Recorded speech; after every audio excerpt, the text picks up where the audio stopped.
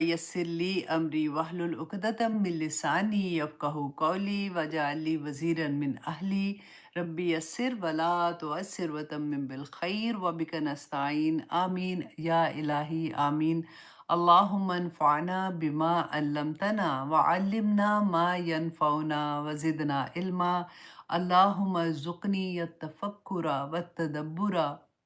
Lima यतलूहु लिसानी मिन किताबिक वल फ़हम लहू वल मारिफता बिमानी वन नज़र फ़ी इजाइबी वल अमल बिज़ालिका मा बक़ीत इन्नका अला कुल्लि शैइन क़दीर आमीन या इलाही आमीन। अस्सलाम वालेकुम व रहमतुल्लाहि व बरकातुहू। आई नो पाकिस्तान में जी बहुत ठंड है। मुझे वहाँ पे जो भी मेरे स्टूडेंट हैं, टीचर्स हैं, मुझे उनसे पता लग रहा था इंडिया में भी बहुत ठंड है इस वक्त। हमारी इतनी अल्लाह का शुक्र है कि ज़्यादा ठंड नहीं है यहाँ पे। लेकिन आप लोग प्लीज़, मैंने जो पहले आपको बताया था कि हड्डियों का सूप ज़रूर पीते रहिएगा। घर में स्पेशली जो बड़े हैं उनको तो ज़रूर देना ताकि ठंड से थोड़ा बच जाते हैं। और मुर्गी का सूप ना बनाना, उससे तो कोई फ़ायदा नहीं है अनलेस कि आपके पास वो जो ठीक वाली उसको कहते हैं ना अस्सल वाली मुर्गी, पता नहीं उसको क्या, मेरा ज़हन से नाम निकल गया। तो अगर वो है तो ठीक है, अदरवाइज़ तो फ़ायदा नहीं है उसका। लेकिन अगर आप बकरे की हड्डी लेते हैं, बकरा या बकरी या फिर जो गाय की हड्डियाँ होती हैं, उसका सूप एवरी डे बच्चों को भी पिलाएं, आप भी पिए, घर में बड़े हैं उनको भी पिलाएं। और अगर हो सकता है तो वो आप शहद आपके घर में है अगर, तो लीमू, ये आसान तरीन होता है, लीमू एंड शहद मिक्स करके ना, तो वो चम्मच के साथ बच्चों को पिला दे, खुद भी पी दे, तो उससे विटामिन सी मिल जाता है और काफ़ी आसानी हो जाती है। लेकिन अगर आप थोड़ी सी मेहनत और करना चाहते हैं, इवन दो आपके पास जूसर नहीं भी है, तब भी आपने हल्दी, जो फ्रेश हल्दी होती है ना, जो बिल्कुल जिंजर की तरह की होती है, उसी तरह की आपने फ्रेश हल्दी लेके उसको पीसना है और साथ अदरक लेनी है, उसको पीसना है। इन दोनों चीज़ों को मिला के उसके अंदर शहद मिलाना है और उसमें लीमू मिलाना है और थोड़ा सा आप उसमें विनेगर भी डाल सकते हैं। तो वो मिला के और थोड़ा सा कयान पेपर जो है वो मैं डालती हूँ, लेकिन आप कुछ और रेगुलर आप थोड़ा सा वो डाल दें ताकि वो बैलेंस हो जाता है उसमें। तो उसको आप एवरी मॉर्निंग, जिस आप चाय पीते हैं ना, तो उस तरह से आप थोड़ा सा जैसे चाट लेते हैं उसको कहते हैं, या थोड़ा सा खा खा सकते हैं, या पानी में मिला के जैसे कावा सा बना लेते हैं, वैसे बना के पी लें तो इंशाल्लाह बहुत आसानी हो जाती है। ठीक है जी, चलिए फिर इंशाल्लाह हम अपनी क्लास का आगाज़ करते हैं। अल्लाह सुब्हानहू व तआला हम सब के लिए आसानियाँ करे। जो बीमार हैं, जिनको फ्लू हुआ है, आवाज़ से पता चलता है जब आप लोगों के मैसेजेस आते हैं, तो अल्लाह सुब्हानहू व तआला हम सब के लिए आसानियाँ फरमा दे, आमीन सुम्मा आमीन। आज की क्लास में हम सूरत अल कौसर करेंगे। ऑनेस्टली इतना मुश्किल था इसकी तैयारी करना, छोटी सी सूरा है, लेकिन इसके बारे में जितनी अहादीस मैं जमा कर सकती थी, मैंने कोशिश की कि हम अपने टाइम में इंशाल्लाह कर सकें। अल्लाह सुब्हानहू ताला बरकत डाले वक्त में भी, और जो मैंने तैयारी की है अल्लाह सुब्हानहू ताला उसको कबूल और मंजूर करे, आमीन सुम्मा आमीन। सबसे पहले तो जी हदीस से शुरू करते हैं कि उम्मुल मोमिनीन उम्मे हबीबा रदी अल्लाह अन बयान करती हैं कि रसूलुल्लाह सल्लल्लाहु अलैहि वसल्लम ने फरमाया कि जिसने ज़ुहर की 4 सुन्नतें और पहली और 4 बाद की कभी नहीं छोड़ी, वो पढ़ता रहता है, तो रसूलुल्लाह सल्लल्लाहु अलैहि वसल्लम ने फरमाया था कि उसका गोश्त जो जिस्म का है ना, उसको दोज़ख की आग नहीं छुएगी। तो उम्मे हबीबा कहती हैं कि मैंने उसके बाद कभी ये सुन्नतें नहीं छोड़ी। और वो कौन सी है? पहले जैसे हम 2-2 करके पढ़ते हैं ना, सुन्नत और नवाफ़िल हमेशा 2-2 करके पढ़ते हैं।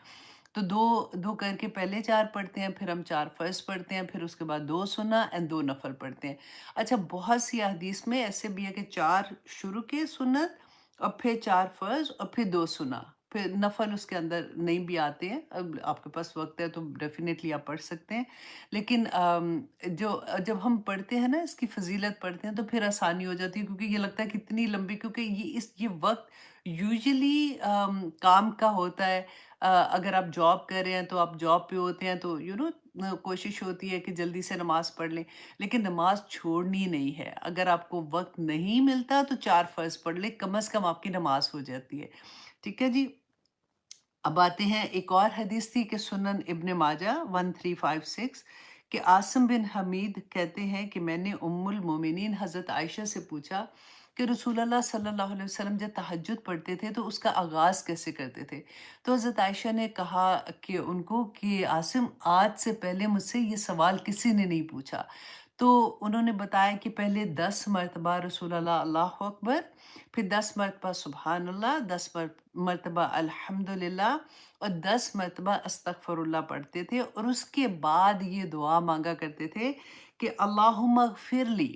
اے اللہ مجھے معاف فرمائیے۔ اب دیکھیے مانگ کون رہا ہے؟ رسول اللہ صلی اللہ علیہ وسلم نے ہماری تعلیم کے لیے، ہمیں تربیت دینے کے لیے مانگی نا، کہ اللہم اغفر لی، اے اللہ مجھے معاف فرما دے، وحدنی، اور مجھے ہدایت دے، ورزقنی، اور مجھے رزق عطا کر۔ رزق آپ کو یاد ہے، میں نے آپ کو بتایا تھا کہ رزق اونلی پیسہ نہیں ہوتا، رزق ہر طرح کی اللہ کی نعمت ہے، جتنی نعمتیں اللہ سبحانہ تعالیٰ کی ہے نا وہ رزق کے اندر آتی ہیں۔ تو اس لیے اتنی خوبصورت دعا کہ سارا رزق بھی مانگ لیا نا، کہ ورزقنی، اور مجھے رزق عطا کر، وعافنی، اور مجھے عافیت عطا کر۔ اور اس کے بعد رسول اللہ صلی اللہ علیہ وسلم یہ کہا کرتے تھے، وہ پناہ مانگتے تھے، وَيَتَعَوَّذُ، اور وہ پناہ مانگتے تھے کس کی؟ من ضیق المقامی، کہ جگہ کی تنگی، یوم القیامہ، قیامت کے دن کی جگہ کی تنگی کی دعا مانگا کرتے تھے کہ یا اللہ کہ مجھے اس سے بھی پناہ دینا۔ اب دیکھیں قیامت کے دن کا ہم نے کتنی دفعہ پڑھا نا، اب تو 30th پارہ تو ہے ہی آخرت کے بارے میں، کہ اس دن اگر آپ نے ویژولائز کرنا ہے نا کہ کیسے، اگر آپ نے حج کیا ہوا ہے کسی نے، یا آپ نے کبھی عمرے پہ دیکھا نا، جو بزی ٹائم ہوتا ہے کہ جب ہم کلوز ٹو کعبہ کے ہوتے ہیں، تو اس وقت قدم اٹھانا مشکل ہوتا ہے، لگتا ہے کہ بس کوئی بینچ لے گا جیسے کہتے ہیں۔ تو اس طرح کا حال ہوگا اس دن کہ قدم بھی اٹھانے کی جگہ جیسے ہوتا ہے نا وہ مشکل سے ہوگی۔ تو اس وقت جب ہم عمرہ کرتے ہیں وہ تو خوشی کا وقت ہوتا ہے نا، کہ ہم خانہ کعبہ کو دیکھ رہے ہوتے ہیں، دعائیں مانگ رہے ہوتے ہیں، تو وہ تنگی کی جگہ ہمیں اس طرح سے نہیں لگتی ہے کہ تنگی کی جگہ، لیکن جب وہ دن ہوگا، قیامت کا دن ہوگا، جب کہتے ہیں سورج سوا نیزے پہ ہوگا، اور اتنا مشکل وقت ہوگا، حساب شروع نہیں ہو رہا ہوگا، اور لوگ کھڑے ہیں اور اللہ سبحانہ تعالیٰ کا انتظار کر رہے ہیں کہ کس وقت ہمارا حساب کتاب شروع ہوگا۔ تو رسول اللہ صلی اللہ علیہ وسلم نے اس وقت کی تنگی کی اللہ سبحانہ تعالیٰ سے دعا مانگی کہ یا اللہ مجھے اس سے بچانا۔ تو ہمیں بھی کتنی ضرورت ہے اس دعا کی، اللہ سبحانہ تعالیٰ ہم سب کے لیے آسانیاں فرما دے۔ ہاں جی، اب ہم آتے ہیں سورۃ الکوثر کی طرف۔ دیکھیے سورۃ الکوثر جو ہے نا، یہ زیادہ تر جو مفسرین ہیں انہوں نے کہا کہ یہ سورہ جو ہے یہ مکی دور کی سورہ ہے، کیونکہ جیسے ہم نے یہ دیکھا کہ یہ 15 نمبر پہ نازل ہوئی تھی، 15 آتا ہے اس کا نزول کی ترتیب کے حساب سے، اور مصحف میں یہ ہے 108 نمبر پہ، اور اس میں صرف 3 آیات ہیں اور 1 رکوع ہے۔ تو انشاءاللہ سب سے پہلے تو ہم دیکھتے ہیں کہ اس کا نام جو ہے یہ سورۃ الکوثر، ہم جو مصحف میں پڑھ رہے ہیں اس میں ہے، اس کے علاوہ بھی اس کے نام آتے ہیں، کچھ جگہ پہ اگر آپ پڑھیں گے نا تو اس طرح سے اِنَّا أَعْطَيْنَا کَالْکوثر، یہ پوری ایک آیا جو ہے اس طرح سے بھی آتی ہے، اور بعض جگہ پہ سورۃ نحر کے نام سے بھی آتی ہے، اور وہ یہ اِنَّا أَعْطَيْنَاكَ الْکوثر ہی ہوتی ہے۔ اچھا، اب اس کے بارے میں اس کا تھوڑی سی دیکھ لیتے ہیں کہ سورۃ الکوثر جو ہے نا، یہ اللہ سبحانہ تعالیٰ نے رسول اللہ صلی اللہ علیہ وسلم کے ڈیفنس میں نازل کی تھی۔ جیسے ہم پڑھتے ہیں نا قل هو اللہ احد، سورۃ اخلاص جو ہے یہ اللہ سبحانہ تعالیٰ نے اپنے ڈیفنس میں نازل کی ہے، اور سورۃ کافرون جو ہے وہ دین اسلام یا شریعت اسلام کے ڈیفنس میں نازل ہوئی ہے۔ تو یہ تینوں صورتیں ابھی انشاءاللہ ہم سورۃ کافرون نیکسٹ کریں گے، اور پھر اس کے بعد انشاءاللہ میرے خیال 2 صورتوں کے بعد پھر ہم سورۃ اخلاص کریں گے، اور پھر میں دعا کرتی ہوں اللہ سبحانہ تعالیٰ سے، honestly I'm so much excited کہ رمضان سے پہلے ہمارا 30th پارہ کمپلیٹ ہو جائے گا، کیونکہ پھر جو ہم نے سیکھا ہوگا نا اس کے بارے میں رمضان میں ہمیں یاد آتی رہے گی، اور ہمارا انشاءاللہ جب ہمیں آخرت کی یاد تازہ رہتی ہے نا تو عبادات کا مزہ بھی فرق ہوتا ہے، اور خاص طور پہ یہ سورہ جب اس کے بعد آج کی کلاس کے بعد آپ پڑھیں گے نا، آپ اس کو اتنا انجوائے کریں گے، آپ ایکچولی دل کی گہرائیوں سے اس کو پڑھیں گے۔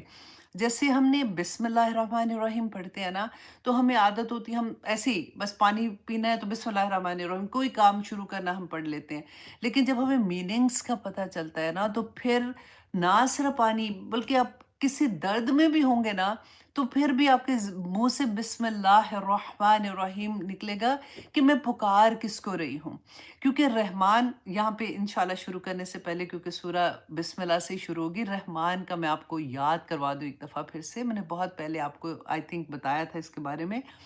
کہ اللہ سبحانہ تعالیٰ کی جو صفت آتی ہے نا اس میں رحمان و رحیم ہے. دیکھیں رحمان جو ہے نا، وہ آپ ایسے سمجھے جیسے ہم اس کا ابھی جو گرامر کے اسٹوڈنٹ نہیں ہے نا، میں ریگولر کر کے بتاتی ہوں کہ اس کا وزن جو ہوتا ہے نا وہ ایسے جیسے غصبان، غصبان کہتے ہیں غصے کی حالت میں، یا پھر آتا ہے فولان کے وزن پہ ہے. طوفان، یہ آپ کو یاد رہے گا، آپ یاد رکھیے گا اس کو، ٹھیک ہے. طوفان کے وزن پہ آتا ہے رحمان، ٹھیک ہے. طوفان میں کیونکہ اس کا روٹ ورڈ فرق ہے، تو وہ کیسے ہوتا ہے کہ جب ریگولر پانی سمندر میں ہے، نہر میں جہاں بھی ہے، پانی اپنی حدیں کراس کر کے پورے جوش کے ساتھ پورے نکلتا ہے، اور وہ کیسے تباہی کر دیتا ہے نا ساری کی ساری. اب یہاں پہ رحمان میں آپ بالکل وہ ویژن اپنے دماغ میں لائیے کہ جب وہ، کیونکہ اس کا مادہ کیا ہے، راحامیم، رحم سے ہے، اور اسی چیز کو رحم میں ڈالیے کہ اللہ سبحانہ تعالیٰ کی اتنا رحم ہے کہ وہ ہر بندش، ہر چیز جیسے کراس کر کے تو اللہ سبحانہ تعالیٰ کسی کے اوپر رحم کر دے. اللہ سبحانہ تعالیٰ اس لیے کہتے ہیں کہ کبھی یہ نہیں کہنا چاہیے کہ تجھے اللہ نے معافی نہیں کرنا. اللہ سبحانہ تعالیٰ رحمان ہے. اللہ سبحانہ تعالیٰ کی وہ رحمانیت کی جو کثرت ہے نا، اس میں اس چیز کو ذہن میں رکھا کرے. جب آپ کو کبھی بڑا درد ہو، تکلیف ہو نا، تو بسم اللہ الرحمن الرحیم آنکھ بند کر کے پڑھیں کہ اللہ تیری رحمت تو بے قرار ہے، مطلب اتنی زیادہ ہے جس کی کوئی حد نہیں، تو میرے پہ بھی رحم کر دے. یا اللہ مجھے معاف کر دے. ربنا ظلمنا انفسنا وان لم تغفر لنا وترحمنا لنکونن من الخاسرین. کہ آدم علیہ السلام نے جب یہ پڑھ کے توبہ کی تھی تو اللہ نے نبوت عطا کر دی تھی. تو یہ اس لیے جب بھی پڑھتے، رحیم جو ہے نا وہ اللہ سبحانہ تعالیٰ کی اس کے اندر دوام پایا جاتا ہے. جیسے ایک ہوتا ہے نا کہ اگر آپ کسی کو کہتے ہیں انسان کی طرح، آپ سوچتے ہیں کہ رحیم کتنا رحیم ہے، تو وہ رحیم اس نے وہ صفت لی، مطلب اللہ نے عطا کی ہوئی ہے اس کو. اور اللہ سبحانہ تعالیٰ کی اپنی ذات کی یہ صفت ہے، اللہ خود رحیم ہے. مطلب وہ مسلسل کہتے ہیں نا مسلسل رحم کرنے والا، مسلسل رحم کرنے والا. تو اس لیے اب آج کے بعد سے جب آپ نے بسم اللہ پڑھنی ہے نا، آپ نے یہ دونوں چیزیں ذہن میں رکھنی ہے کہ یا اللہ تیرا کرم اتنا زیادہ، یا اللہ مجھ پہ کرم کر دے. میں اس وقت بہت تکلیف میں ہوں، کسی طرح سے بھی جو بھی آپ نے دعا مانگنی ہو، تو بسم اللہ کے ساتھ آپ اس طرح سے اس کو جوڑ سکتے ہیں. تو آج انشاءاللہ ہم سورۃ کوثر کو بھی ایسے ہی دیکھیں گے. اچھا جی، سب سے پہلے تو اس کا بیک گراؤنڈ دیکھتے ہیں کہ اس وقت میں مکہ میں کیا سچویشن تھی جب یہ نازل ہوئی تھی. کیونکہ ابھی ہم نے پڑھا نا کہ سورۃ الکوثر جو ہے یہ نزول کے اعتبار سے 50 نمبر کی سورہ ہے. رسول اللہ صلی اللہ علیہ وسلم کے بیٹے عبداللہ جو تھے، ان کی جب وفات ہوئی تھی، آپ کو پتہ ہے نا رسول اللہ صلی اللہ علیہ وسلم کے اس سے پہلے ایک بیٹے تھے جو قاسم تھے، سب سے بڑے تھے. قاسم کی وفات جو تھی وہ رسول اللہ صلی اللہ علیہ وسلم کی نبوت جب ان کو وحی آئی تھی نا پہلی دفعہ 40 ایئرس میں تھے، اس سے پہلے ان کی وفات ہو چکی ہوئی تھی. اچھا، اب یہ جو بیٹے تھے عبداللہ، ان کی وفات نبوت کے بعد میں ہوتی ہے. رسول اللہ کی 4 بیٹیاں ہیں، ٹھیک ہے. ایک رقیہ، ام کلثوم، اور رقیہ، ام کلثوم، زینب، اور حضرت فاطمہ رضی اللہ عنہ، یہ 4 بیٹیاں. اچھا، اب یہ 2 بیٹے، اور پھر روایات میں آتا ہے کہ ایک سب سے چھوٹا بیٹا بھی تھا جو ابراہیم علیہ السلام کے نام پہ انہوں نے رکھا تھا، ابراہیم ان کا نام تھا. اچھا، اب آپ نے یہاں پہ غور کیا کرنا ہے کہ ہم دیکھیں گے کہ اس زمانے میں ان کے رسم و رواج کیا تھے، کہ ان میں کیا ان کی سوچ کیسی ہوتی تھی. اب یہ بولتے ہوئے نا مجھے یہ لگ رہا ہے کہ اس کے زمانے کی کیا بات کریں، ہم آج کے زمانے کی اگر بات کریں تو ایگزیکٹلی سیم ہمارا تھاٹ پروسیس چل رہا ہوتا ہے کہ بیٹوں کو سمجھتے ہیں کہ یہ تو ہماری بڑھاپے کا سہارا، اور بیٹا تو بہت بڑی چیز ہے، اور جس کے بیٹے ہوتے ہیں تو وہ اتراتے ہیں اتنے، اور جن کی بیٹیاں ہوتی ہیں، اور جب تک اللہ سبحانہ تعالیٰ نے قرآن پاک میں فرمایا کہ رحمت ہے، لیکن جب پیدا ہوتی ہے تو ایسی شکلیں بنا لیتے تھے جیسے شکلیں سیاہ ہو گئی ہیں۔ تو یہ کانسیپٹ اس زمانے کا توڑا ہے سورت کوثر میں بیسیکلی اللہ سبحانہ تعالیٰ نے، کہ بتایا کیا کہ یہ جو تم لوگ سوچتے ہو کہ بیٹے تمہارے بعد میں کام آئیں گے، تو قرآن پاک میں بھی اللہ نے فرمایا نا کہ المال والبنون زینت الحیات الدنیا والباقیات الصالحات، کہ مال، اور دو ہی تو کمزوریاں ہیں نا بندے کی سب سے بڑی، کہ مال اور بیٹے تمہاری دنیا کی زندگی ہے، دنیا کی زندگی کی زینت ہے جو تم نے بنائی ہوئی ہے۔ اصل کی زینت جو ہے نا وہ تو جو تم نیک عمل کرتے ہو، تو وہ تمہارے ہے کہ المال والبنون زینت الحیات الدنیا والباقیات الصالحات، کہ نیک جو چیزیں وہ تمہارے ساتھ جائیں گی۔ اللہ سبحانہ تعالیٰ کہتے ہیں خیر عند ربک، تیرے رب کے نزدیک جو سب سے بہتر ہے۔ تو اسی چیز کو آج ہم جو قرآن سے جڑتے ہیں نا، ان کا نظریہ بالکل فرق ہو جانا چاہیے۔ دیکھیے اللہ سبحانہ تعالیٰ نے رسول اللہ صلی اللہ علیہ وسلم کے تینوں بیٹے دیے اور واپس لے لیے، اور اس وقت میں جس وقت یہ والے واقعہ ہو رہا ہے، سورۃ الکوثر نازل ہو رہی ہے، یہ عبداللہ جب پیدا ہوئے ہیں، آپ سوچئے ذرا کہ اس وقت رسول اللہ صلی اللہ علیہ وسلم، یہ تمام وہ لوگ جو ہم سوچتے ہیں نا کہ اب تو ہماری زندگی میں الحمدللہ قرآن کھل گیا، اب میری نمازیں پرفیکٹ ہونا شروع ہو گئیں، میں اب اچھے کام کرنا شروع ہو گئی، اب تو میں نے حجاب بھی لینا شروع کر دیا، اب میں نے اپنے کور کرنا شروع کر دیا، میں نے یہ کرنا شروع کر دیا۔ پھر اگر مصیبتیں کبھی آ جاتی ہیں، تکلیفیں آ جاتی ہیں، آزمائشیں آ جاتی ہیں، تو بندہ پریشان ہو جاتا ہے کہ ہائے اب تو میں اچھے کام کرنا شروع کر دیا تھا، تو میرا تو سارا چیزیں الٹی پڑ گئی ہیں۔ یہ سورہ آپ کو یہ بتانے کے لیے ہے کہ کس طرح سے رسول اللہ صلی اللہ علیہ وسلم پر جب وحی نازل ہوئی تھی۔ اب دیکھیے اس سے پہلے رسول اللہ صلی اللہ علیہ وسلم حضرت خدیجہ سے شادی ہوئی تھی۔ حضرت خدیجہ مکہ کی امیر ترین عورت، ٹھیک ہے، اور اتنے رسول اللہ صلی اللہ علیہ وسلم کھاتا پیتا گھرانہ سب ٹھیک ٹھاک چل رہا تھا۔ اب وہی آتی ہے، رسول اللہ دین کا کام کر رہے ہیں، کوئی اور دین کا کام بھی کون کر رہے ہیں؟ رسول اللہ صلی اللہ علیہ وسلم، جو دن رات دین کا کام کر رہے ہیں۔ اور پھر ان کے بعد کیا ہوتا ہے کہ ان کا خاندان سب سے پہلے آپ دیکھیے، ابو لہب ان کے سگے چچا، کتنی نفرت وہ کرتے تھے رسول اللہ صلی اللہ علیہ وسلم سے، اور کس طرح سے آپ دیکھیں کہ ہمسائے تھے، دیوار ایک تھی، ایسا نہیں تو کہ بڑے بڑے محل ہیں تو کوئی نہیں، دیوار ایک ہے تو کیا پتہ چل رہا ہے کیا نہیں، ایک ایک کمرے کا گھر ہوتا تھا، اور ایک ایک کمرہ، اور آگے سین ہوتا تھا، وہ صحیح نہیں، ڈرائنگ روم بھی ہوتا تھا، کچن بھی ہوتا تھا، بیٹھنے کی جگہ بھی ہوتی تھی، وہی سارا کچھ ہو رہا تھا، چھوٹی چھوٹی دیواریں ہوتی تھی، ساتھ والے گھر میں بھی ساری آوازیں جا رہی ہوتی تھیں۔ جب رسول اللہ صلی اللہ علیہ وآلہ وسلم کے گھر میں یہ خبر آتی ہے عبداللہ کی وفات کی، تو یہی چچا خوشیاں مناتے ہوئے گھر سے نکلتے ہیں، انشاءاللہ آگے ہم دیکھتے ہیں اس کو بھی۔ تو آپ یہ دیکھیے کہ نہ صرف یہ، اب جو ارد گرد کے لوگ جو جیسے ہوتا ہے نا کہ قبیلہ تو بڑی وہاں طاقت ہوتی تھی کہ میرا قبیلہ، میرے لوگ، کس طرح سے لوگ ان کے خلاف ہو گئے تھے، کیسے ان کو تانے دیتے تھے، کیسے ان کے گھر کے آگے وہ کانٹے بچھا دیتی تھی ابو لہب کی بیوی، اور کس طرح سے ان کو ایموشنلی کس طرح سے ڈرین کرنے کی کوشش کی جا رہی ہوتی تھی۔ اور اس کے ساتھ ساتھ آپ یہ دیکھیے کہ رسول اللہ صلی اللہ علیہ وسلم نے دین کا پیغام دینا شروع کیا، داعیے دین۔ دیکھیں ہم جب یہ سوچتے ہیں نا کہ چلو ایک تو ہوتا ہے نا میری ذات ہی بہتر ہو گئی ہے کہ میں نمازیں بھی پڑھنا شروع ہو گئی، میں یہ بھی کرنا شروع ہو گئی، ایک جو اللہ کے راہ میں نکل پڑتا ہے کہ میں جی داعیے دین ہوں، مجھے اب دین کا بھی کام آگے پھیلانا ہے۔ اس کے بعد دو بیٹیاں گھر میں جن کا نکاح ہوا تھا ابو لہب کے دو بیٹوں سے، عتیبہ اور عتبہ کے نام سے، تو انہوں نے ابو لہب نے کہا کہ ان کو تم طلاق دے دو، تو ان دونوں بیٹیوں کو طلاق ہو گئی،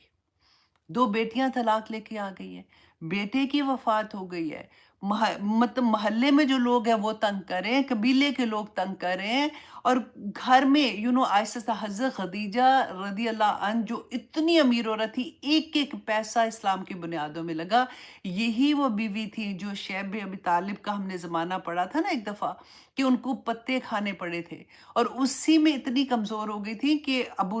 جو رسول اللہ صلی اللہ علیہ وسلم کے چچا تھے ابو طالب، اور حضرت خدیجہ کی وفات ایک ہی سال میں ہوئی تھی، اور اس کو عام حزن کہتے ہیں۔ اتنی تکلیفوں کے باوجود بھی اللہ سبحانہ تعالیٰ کیسے ان کی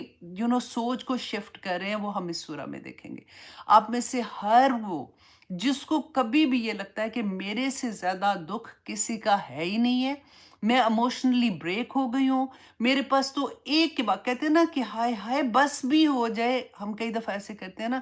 کہ غم پہ غم، غم پہ غم پڑ رہا ہوتا ہے۔ اس وقت رسول اللہ صلی اللہ علیہ وسلم کی زندگی کو دیکھا کریں کہ کیا کرتے تھے۔ ایک رسول اللہ صلی اللہ علیہ وسلم نے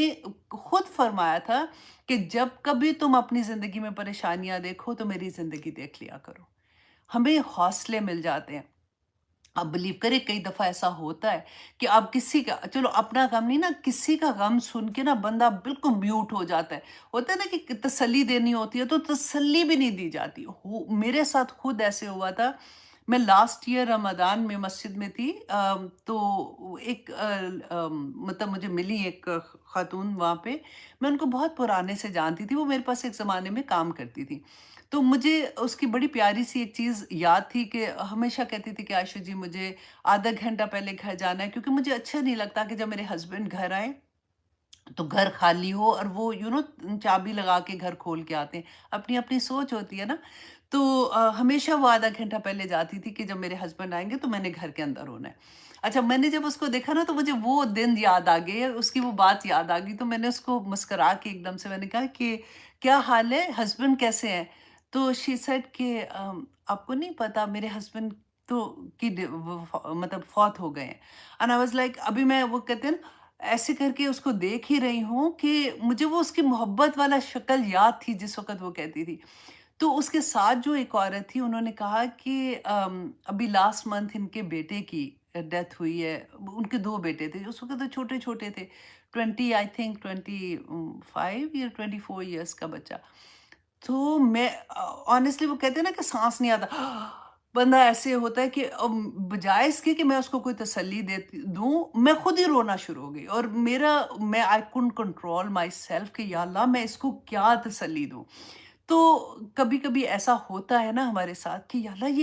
یہ مطلب کھڑی ہے اور وہ مسجد میں نماز پڑھنے کے لیے آئی ہوئی ہے۔ اللہ سبحانہ تعالیٰ